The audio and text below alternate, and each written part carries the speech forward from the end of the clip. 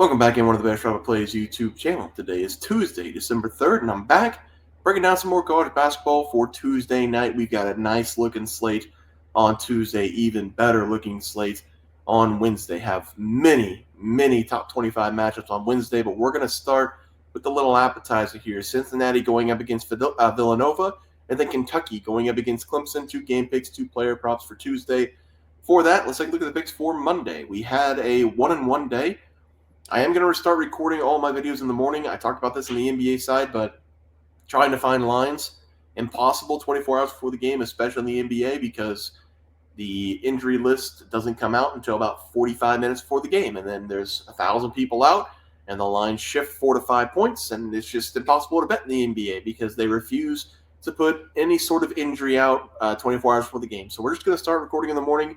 Kind of sucks, but it's going to be better in the long run, because this also was a game that I had the plus 7.5, plus 8.5, and they closed at plus 11.5. They were plus 10 in the morning, so hopefully everybody did take this in the morning. Didn't matter. I told you Washington State was probably going to win this game, and I said the book got it wrong. Well, they did. This is a good bounce back game for me. We were really struggling there for a couple of days, and Washington State did dominate Nevada. I think they won by double-digit points. Low scoring game. Nate Calmisi over 16.5 points, only scored 10. So we're going to take the 1-1 day.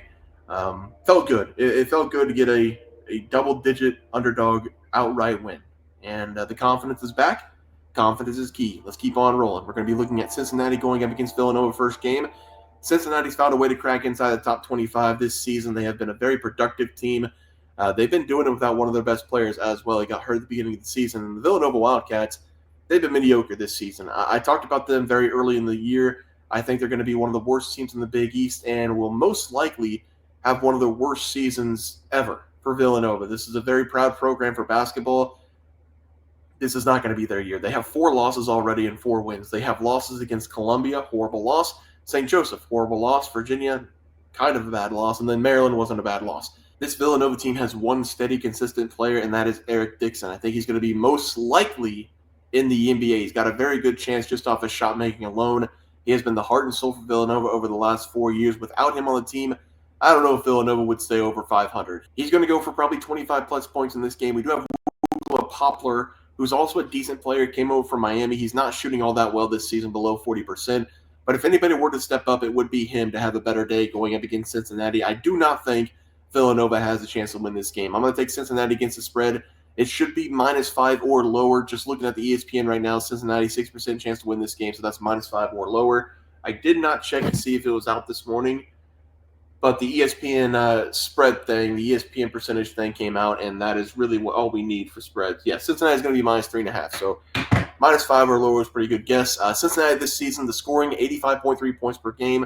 They're playing pretty good defense, and this is just a process for this team. They've been trending in the right direction for 3 or 4 consecutive years, and they do have a lot of scoring on this team. 17 points per game by Skillings Jr. Again, he is the top scorer on this team. He's only played 1 game. He got hurt the first game of the season, had a surgery. He's not going to be playing in this game. He's going to miss multiple weeks, but Cincinnati has scoring all over the floor. They're shooting 54% from the field, and every starting player is averaging over 50% from the field goal percentage. Cincinnati's also a pretty good three-point shooting team. They're knocking down their threes, 42% from the outside. Villanova's more of a one-man wrecking crew. Cincinnati's got a lot of great players and play as a team. I'm going to take them as the play here, -3.5 as the first one. For the second play, we're looking at Kentucky going up against Clemson. This one is absolutely wild. I'm going to make sure to look it up really quick for you guys because I saw that Clemson was going to be the favorite, and that is just not okay in my book. Clemson is not the favorite. They are +2. We're still going to take Kentucky on the money line as the second play. Kentucky going up against Clemson. Kentucky's a top 10 team. Kentucky made the switch to the new head coach, Mark Pope. He's coming over from BYU. So far, he's done a tremendous job coaching up his team. Kentucky's had a couple challenging teams so far to start the season. One of them was Duke, and they won that game because of the coaching. I do think Kentucky's going to be a good team this season. They have scoring all over the floor, just like Cincinnati. I'm going to take them on the money line to win this game.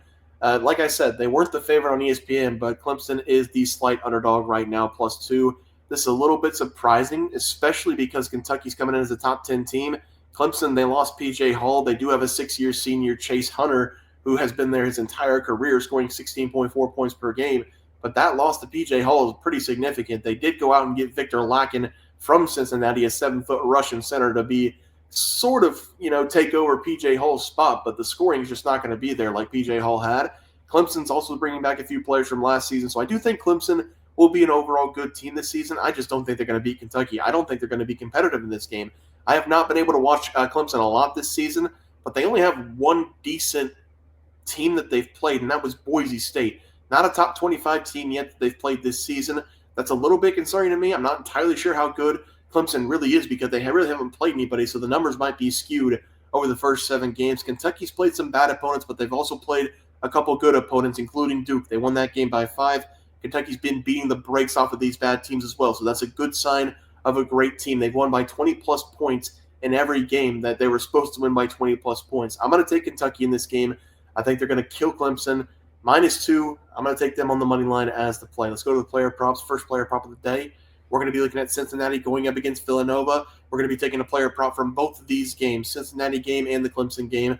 First player is going to be Jizzle James, son of Edgerrin James, Hall of Fame running back in NFL. We're going to take him over his total points going up against Villanova.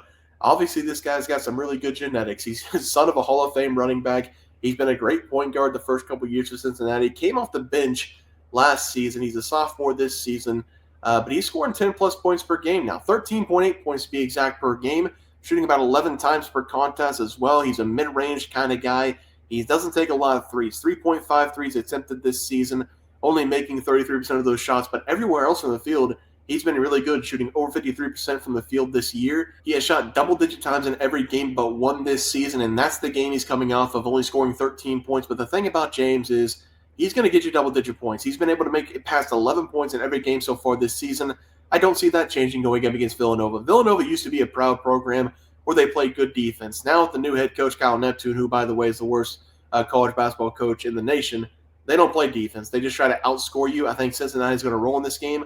I think Jizzle James will be a big part of that. I'm going to take him over his total points as the first play. For the next play, we're going to be looking at the Clemson-Kentucky game. We're going to be taking Kobe Bree.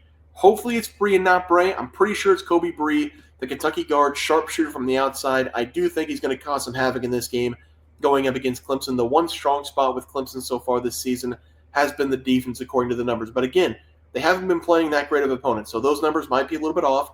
Clemson over the last several years has typically played some pretty good defense, and I do expect them to be flying around that side of the ball once again. But I do think Kobe is going to have no problem getting his shot off, putting up a lot of points. First of all, his first name is Kobe. It's not spelled like Kobe. It's spelled K-O-B-Y. But that's a really great sign. You have a lot of pressure whenever you have that first name like that. One of the best players ever to touch a basketball in the NBA. And he does shoot a lot like Kobe because he's a sharpshooter on the outside. He prefers the left side, and we're going to see him put up a ton of shots in this game going up against Clemson. So far in the season, we have seen his best stats of his career. This is a transfer from Dayton. He was scoring 11.1 points per game last season with Dayton. This year with Kentucky, he's averaging 14.1 points per game, making 61% of his three-point shots. He's shooting 60.3% from the field, and it just seems like he doesn't miss a whole lot. He's actually coming off one of his worst games of the season. He only made 2 of his 7 attempted threes, only scoring 9 points. And remember, he's shooting 60.3% from the field, 61% from the outside. So the numbers are bound to come down a little bit. Law of averages. I do like the over total points here because he is going to take about 7 shots on the outside per game on average. Clemson does like to play zone. Clemson likes to switch up the defense a lot. But if they play a zone, best way to beat a zone. Get it to the inside man, make a cut, have a guy out on the 3. Either pass on the cut or pass to the guy on the 3-point line. It's very simple to beat a zone depending on what zone it is. I do think Kentucky will be getting Kobe a lot of shots on the outside. He only plays about 25 minutes per game, but he still takes nearly double-digit shots per game. I love those kind of numbers. I'm going to take his over total points as the final play of the day here. Let's go to the NCAA recap graphic. Cincinnati is going to be -3.5. We're going to take Kentucky on the money line. Jizzle James over his total points going up against Villanova, and then Kobe Bree over his total points going up against Clemson. Guys, that's going to do it for the NCAA basketball picks and props for Tuesday, December 3rd slated games. If you guys enjoyed the content, please drop a like this video and subscribe down below. See you guys next video, and thanks for watching.